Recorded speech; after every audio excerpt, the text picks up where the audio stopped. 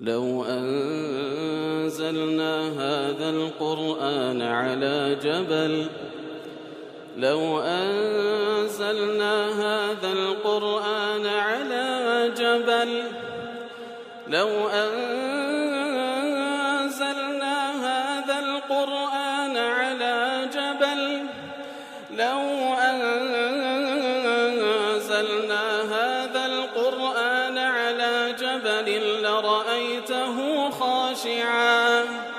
لرأيته خاشعا متصدعا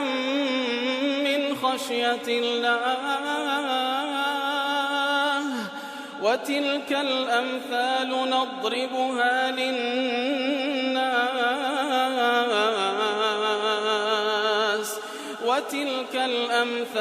نضربها للناس لعلهم يتفكرون. الحمد لله والصلاة والسلام على رسول الله وعلى آله وصحبه ومن والاه. السلام عليكم ورحمة الله. برزان خوش حالم لواني 498 لواني كاين تفسير قرآني بيروز بيم وخزمتان بما بس رضامندي رب العالمين وهي دان أوي عزيز سودي لور بقرن. أعوذ بالله من الشيطان الرجيم. بسم الله الرحمن الرحيم. فترى الذين في قلوبهم مرض يسارعون فيهم يقولون نخشى أن تصيبنا دائرة فعسى الله أن يأتي بالفتح أو أمر من عنده فيصبحوا على ما أسروا في أنفسهم نادمين. بەڵێ خۆشەویستان وەکلوانێ ڕابردووش لە خزمە دەواتە پیرۆزەدا بووین کە خوای گەورە لە ئاەت پێشووتر فەرمووی نابی وەلاتان لە بۆ کەسانێکی جوولەکە و دیان هەبی هەر کەسێکی شوا بکە ئەوە حکمی ئەوانە ئەوجا فەرمووی چێنە ئەو کەسانی کەوا وەلائیان لە بۆ جوولەکە و دیان و غەیرە دینە فترى الذين في قلوبهم مرض تەماشا دەکەی ئەوانەی کەوا نەخۆشی نیفاق لە دڵ و دەرونیان هەیە ئەوانە یوسارعون فیهم پەلە دەکەن لە نزیک بوونەوە لە جوولەکە و دیان دەڵێن نەخشە ئەن توصیبەنا دائرە دەڵێن دەترسێن کە زروف بە شێوەیەک بگۆڕی تاوەکو وەکو خەدڕەجعەیەک لە بۆ لای ئێمە بمینێتەوە دیفاعمان لێ بکەن لە بەرامبەردا خوای گەورە فعسى الله أن يأتي بالفتح وأمر من عنده. ئیتر ڕەجا وایە الله سبحانه وتعالى فتحێک لەلایەن خۆی و نەسرەت لەلایەن خۆیەوە بنێری لە بۆ ئیمانداران یاخود عەزابێک لەلایەن خۆی و بەبێ دەستی ئیمانداران لە بۆ کەسانێکی بێباوەڕ بنێری لەو حاڵەتەی ئەو منافقانە لەو نیەتەی کە کردبیان و لەو هەڵوێستەی کە کردبیان پەشیمان دەبنەوە زۆر. بەڵێ فيصبحوا على ما أسروا في أنفسهم فعسى الله وەکو لەوانەی ڕابردوو لە کۆتایی وانە ڕەب باسمان کرد فعسى الله عسا لە بۆ تەڕەجیە لە بۆ ئینسان ڕەجا وایە فڵانە شت بکە یان دەیکە یان نایکە بەڵام ڕەجا وایە بکە بەڵام کاتێکەوە عسا لە بۆ خوا باز دەکرێت ئەو خوایکەوە ئەلکەریمە خاوەن سەخاوەتی زۆر ئەلعەظیمە خاوەن دەسەڵاتی زۆرە ئیتر عسا لەلایەن خوای گەورە وەکو وعدێکی ئەکیدە جێبەجێی دەکا هەر ئەوەی لێدەوەشێتەوە سبحانه وتعالى بەوەی کەوا فتح بین. فتح چییە؟ والفتح يطلق بمعنى التوسعة بعد الضيق. فتح بمعنای ئەو فراوانیەی دێ کە لە دوای تەنگانیەک دێ ئەو فراوانیەی لە دوای تەنگانەیەک دێ پێگوترێ فتح وەکو خوای گەورە ولو أن أهل القرى آمنوا واتقوا لفتحنا عليهم بركات من السماء والأرض. ئەگەر ئەهلی هەر ئاوەدانیەک ئیمان بین و تەقوای خوا بکەن ئەوە بەرەکەتی ئاسمان و زەویان لە بۆ دەکەینەوە لە دوای ئەوەی لەسەریان تەنگ ببوو کەواتە التوسعة بعد الضيق كرانەوە و فراوانبوون لە دوای زەیقەت و ناخۆشی. ويطلق بمعنى الفصل بين الحق والباطل وهروە بمعنای ئەوەش دێ کەوا فصل و حکومکردن لە نێوان حەق و باتل وەکو خوای گەورە لە سوورەتی ئەعراف لۆمان باز دەکا کە ئیمانداران دەڵێن ربنا افتح بيننا وبين قومنا بالحق کاتێکەوە ئیمانداران دوعا دەکەن لە خوای گەورە دەپاڕێنەوە ربنا افتح بيننا وبين قومنا بالحق خوا حکم کە لە نێوان ئێمە و لە نێوان قەومەکەمان کەوا لەسەر باتلن بە حەق حکم کە و لە نێوانمان بڕیار بدە. ويطلق بمعنى الظفر والنصر وهروە بمعنای زەفەر بردن و نەسرەت و سەرکەوتنە بەسەر دوژمن دێ وەکو خوای گەورە دەفەرمێ ئینا فتحنا لەکە فتحا مبینە بە پێغەمبەر دەفەرمێ صلی الله علیه وسلم ئێمە زەفەر و نەسرەتت پێدەبەخشین بە نەسرەتێکی گەورە لەسەر بێباوەڕان. ئەوجا دەفەرمێ فعسى الله أن يأتي بالفتح لێرەدا بە هەر سێ شێوە دەگریتەوە فهو سعة بعد ضيق کەواتە لە دوای ئەو زەیقەتێک کە ئیمانداران تێدانە ڕەجاوایە خوای گەورە سعەت و فراوانی بنێری وعدێکی مؤکدە کە دەینێری و هەروە فەسلێکە لە نێوان ئیمانداران و غەیری ئیمانداران بکەوە حکم لە نێوانیان دەکا و هەروها سەرکەوتنە لە دوای جیهادێکی دیور و درێژ فعسى الله يأتي بالفتح أو أمر من عنده وتشتيق لنا فرمانك لنا خوي وبدست إيمان داران أو يأتي بأمر من عنده لا أثر لكم فيه كواتا لو أنا خوي جور عذابك وبريارك لنا خوي لبوك أساس ببار بنيري ببدست إيمان داران فيزلزل قلوب أعدائكم لنتيجة ضلوا دروني دجمنان تان دهجي وينصركم عليهم نصرتان بدنيري لسر أوان ويجعل الهزيمة والندم للموالين لأعدائكم لنتيجة بو فتحي كدينيري وياخذ بو أمريكا ولا خوي ودينير ببدست إيمان داران لنتيجة كسانك ولاي لبوان هي فشمان دبنو وبسبب شكهم في أن تكون العاقبة للإسلام والمسلمين يتر نتيجة وكوان شك وجمان ينهبوا كعاقبته سرنزامي تاك لنا خواي جور هل بو إيمان دارانا يتل نتيجة أو فتحي كخواي جور دينيري ياخذ أو عذابك لنا خوي ببدست إيمان دان لبو دجمنان كان دينيري أو كساني كوا أو ولايان هبو أو دوستاتيان هبو لبو كسانش بيباور بشمان دبنوا أو أمر من عنده لا يكون للناس فيه فعل البتة كواتا أو أمرك لنا خوي وخواي جور دينيري ببي أو كوا دست إيمان داران تيدا كبني النظير وكو بني النظير كوالا مدينة دابون الذين طرح الله في قلوبهم الرعب كواخواي قورا رعبي خستنا ودرو درونيان فأعطوا بأيديهم يتر بخوايان تسليم إيمان داران بون من غير محاربة ولا عسكر ببيعوي كوا شر لدجيان بكري ببيعوي كوا جنود بستسريان يكسر خواي قورا رعبة شواي خستنا ودرو درونيان بخوايان هاتن تسليمي پیغمبر بون صلى الله عليه وسلم يتل دواي هاتني أو فتحة ياخذ أو أمر الله خواي قوله فيصبحوا واتمنافق كانت سيان لدي على ما أصروا في أنفسهم لسر أوشتك لنا وضلوا دروني خويا شارد بوا لو شكوا قماني كوالا ضلوا دروني شارد بياني وشكوا قماني أنها برامبر بوعدي خواي قوله ياخذ أو نفاقي كلا ضلوا دروني شارد بياني لنتيجة أو فتحوا أو نصري كخواي قول دينيري أوان لو شتيك لدلو دروني خويان شارد بين شكو قمان نفاقك فشمان دبنوا لافتضاحهم بالنفاق مع الفريقين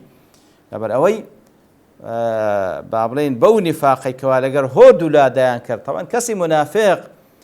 هم لقل إيمان داران منافق هم لقل كسانش بباورش نفاقا وتعليق الندامة بما كانوا يكتمونه لا بما كانوا يظهرونه من موالاة الكفرة ليرد أخوي قول سبحانه وتعالى كاتك دفنوي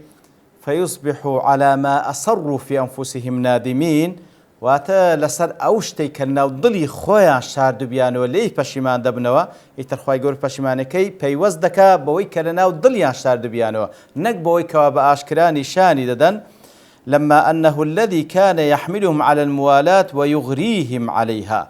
لو يخوي قول باز دوك كوا أوان بشمان دبنوا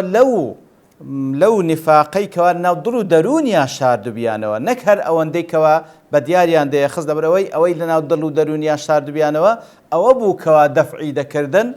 أوي كبدر بيخن لو ولا لو دوستاتيان لبو كسانش بباور فدل ذلك على ندامتهم عليها بأصلها وسببها كواتا أبل قيل سروي فيصبح على ما أصروا في أنفسهم كواتا لأصل أساسي شكي بشيمان كوا دلو درونيان أولا دليان بو شكو قمانيان هبو نفاقيان هبو أو بو دفعي دكردن كوا ولا لبو كسانش بباور بكن وعبر سبحانه عن ندمهم بالوصف نادمين لا بالفعل كاتلير دا أخوي قد فرمي فيصبح على ما أصر في أنفسهم نادمين بوصي غيد فرمي نقب فعل كاتا وصفي عندك بويكا دبنا كسانش بشيمان نافر بشيمان دبنا بفعل للإيذان بأنه ندم دائم كواتا لبروي أو بشيماني كوا بسري عندادي بشيمان بونويتشي بردوام تصحبه الحسرات والآلام المستمرة يتر حسرتي لسر بردوام دبي واتا ببردوامي بشيمان دبي آخو حسرت دشيشي بسبب ما وقعوا فيه من ظن فاسد وأمل خائب بسبب ئەو گومانە خراپەیان کە هەیان بوو ئەو هیوا و ئاواتەی کەوا خائب بوو واتە فەشەری هینا و سەرکەوتن نەهات. وقد جاء التعبير في قوله تعالى فعسى الله أن يأتي بالفتح بصيغة الرجاء. طبعا قلتمان عسى لبو ترجية وكو قلتشمان للان رب العالمين وكو بابلين وعدة مؤكدة بلام لو عساي بكار هنا يا أخوي قولة لتعليم المؤمنين عدم اليأس من رحمة الله. تأكو أخوي قولة إيمان داران فير بك كوا بهيوان نبن لرحمة رب العالمين ومن مجيء نصره بهيوان نبن لهاتني سركوتين رب العالمين ولتعويدهم على أن يتوجهوا إليه سبحانه في مطالبهم بالرجاء الصادق والأمل الخالص. تأكو خايقوا إيمان داران لرابيني كوا دائما توجه لبو رب العالمين كوا تساوي لرحمة خوابي سبحانه وتعالى إتر وكو وعدة مؤكدة بلام كبا عساش هاتية وبأو إيمان دارش بردوام دعاء بك وببارته تساوي لرحمة خوابي وربي بكات أو إيمان داري كوا شاني أوي خوابي نصرتي لو بنيري. ولقد صدق الله وعده بالي بالتأكيد خوي قول وعدكي خوي بجيجان ففضح المنافقين وأذلهم كسانيتي منافقي فضح كردو زليل يعني كرد وأنزل الهزيمة باليهود بتايبتي أو آتان وكوتمان كسب نزولكي باسي دكاتن لقال أو جولكاني كمعاصري بيغبر صلى الله عليه وسلم هموم إيشو كاري مؤامرة ولقال مشركين لدجي إيمان داران خوي قول هزيمي لبو أوان نار وأورث المؤمنين أرضهم وديارهم وأموالهم. إتر خواهي قول سبحانه وتعالى نصرتي لو ناردن لسر كساني شي بيباور لجولك كان بتايبتي خواهي قول وايكر كوا مالو حالو أوي هيانبو بوا غنيمة لبو إيمان دار. أو طبعا وكوتمان لسبب نزولك كوا يكم زار لسر أو واقعي كوا پیغمبر صلی الله علیه و سلم تدابو لقل جولك ودجمنكاني بلام العبرة بعموم اللفظ لا بخصوص السبب وكو حكم عام ضله همو كاتك كإيمان دار هبو لصراع من الملان لقل دجمنكاني بو بالتأكيد أو نصرته لبو إيمان داران دي كاتك واشروتي بابن مرزي إيمان دار راسقين لبيته زي بالتأكيد أو نصرته هردي بالتأكيد كسانش منافقيش خواي قورا رسوان دكا وفضحش عندك لنا وإيمان داران وبديار دكون پاشان ئەوجا خی گەور لە دوای ئەوەی کەوا فەرمووی لەو ئاتەدا ئەوە کاری منافقانە کەوا بەو شێوەی تەئیدی یاخود وەلا لە بۆ بێباوەڕانیشاندا لەبەرەوەی دەترسێن کەوا زڕوو بە شێوەیەک بسوڕێتن ئیتر لە نەتیزەشدا ڕیسوا دەبن کەوا خی گەور نەسرە لە بۆ ئیمانداران دەنێری و یاخود عذاب لە بۆ بێباوەڕان دەنێت لە نەتیجەدا منافقەکان پەشیمان دەبنەوە. ئەوجا پاشان ما قاله المؤمنون الصادقون على سبيل الإنكار پاشان ئەوجا خی گەور باز لەوە دەکاتن ئیماندارە ڕاستەقینەکە چ بەو منافقانە دەڵێن کاتێکەوە تەماشایان دەکەن بەو شێوەیە ئەو ڕێگای وەلایە دەگرنە بەر لە بۆ کەسانێکی لە بۆ کەسانی جوولەکە و دیان و غەیرەدین نیشان دەدەن ئیمانداری ڕاستەقین چ بەرامبەر بەوان دەڵێ. ويقول الذين آمنوا أهؤلاء الذين أقسموا بالله جهد أيمانهم إنهم لمعكم كواتا إيمان دار الراستقين كان كاتكوا هلويستي كسانيشي منافق دبينن كبوشي وي ولا لبو كسانيشي غير دين نشاندن إيمان دار كان دلين أهؤلاء الذين أقسموا بالله جهد أيمانهم إنهم لمعكم أواننا أو منافقانا كوا بو باري سوين دخون كوا أوان لقلنقونا إتر وكو آل سوي دلي ويقول الذين آمنوا كلام مستأنف لبيان كمال سوء حال الطائفة المذكورة. كواتا جمليتي نوية دس بيدكاتا باز لإيمان داران دكا وقصي إيمان داران كوا باز لحالي أو كسا منافقان دكاتا كوا تحالتي خراب تصاوروانيان دكا إتر ويقول الذين آمنوا ضلئ وقراءي عاصم وحمزة وكسائية بوي كوا ويقول واو وهو يقول واتا بمرفوعي ابن كثير نافع وابن عامر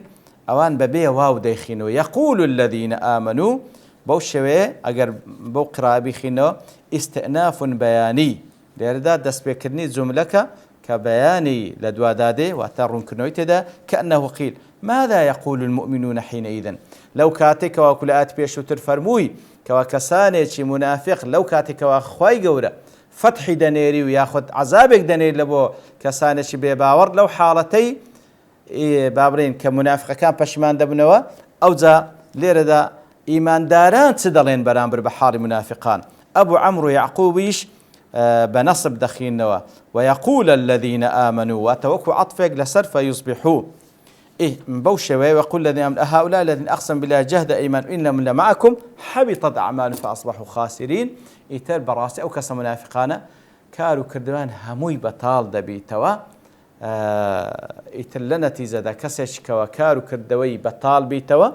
ئەوە خەسارەتمەندی دنیا و قیامەتە. دیارە ئاتەکە شتی تریش تێداما بەڵام لەبەر تەوابوونی کار دێرە دەوەستین بە پشتیوانی رب العالمین لەوانەی داهاتوو دێنەوە خزمەتەوەاتە و قسەی لەسەر دەکەین. وصلى الله وسلم على نبينا محمد وعلى آله وصحبه أجمعين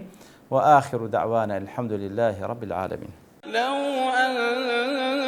أنزلنا هذا القرآن على جبل لرأيته خاشعا متصدعا من خشية الله وتلك الأمثال نضربها